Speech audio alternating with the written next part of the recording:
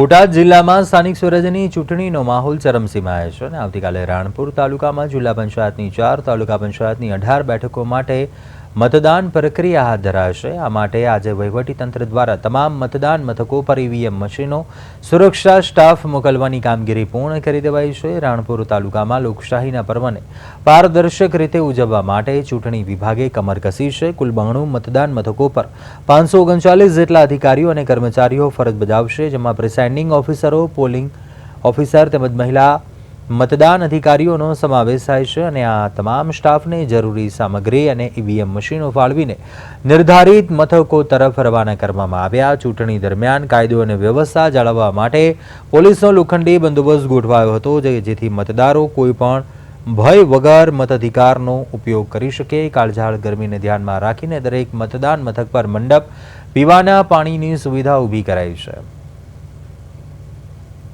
આજે આપણે તારીખ 26/4/2024 ના રોજ જિલ્લા પંચાયત, તાલુકા પંચાયત સામાન્ય ચૂંટણી 2024 નો જે આયોજન છે મતદાનનું, તેમાં રાણપુર તાલુકા પંચાયતની 18 સીટ નું મતદાન થવાનો, 18 તાલુકા પંચાયતની સીટનું મતદાન થવાનું છે અને બોટાદ જિલ્લા પંચાયતની રાણપુર તાલુકામાં સમાવેશ 4 સીટનું મતદાન આવતીકાલે થવાનું છે। એના માટે અમે presiding officer, polling officer, female polling officer અને પટ્ટાવાળાના ઓર્ડર કરેલા છે। એ અહીંયા રાણપુર ખાતે મોડર્ન સ્કૂલ ખાતે અમે રિસીવિંગ ડિસ્પેચિંગ રાખેલ છે। આજે સવારથી 7 વાગ્યાથી તમામ સ્ટાફ, કર્મચારી સ્ટાફ અને આવી ગયેલ અને પોલિંગ સ્ટાફ તમામ હાજર છે।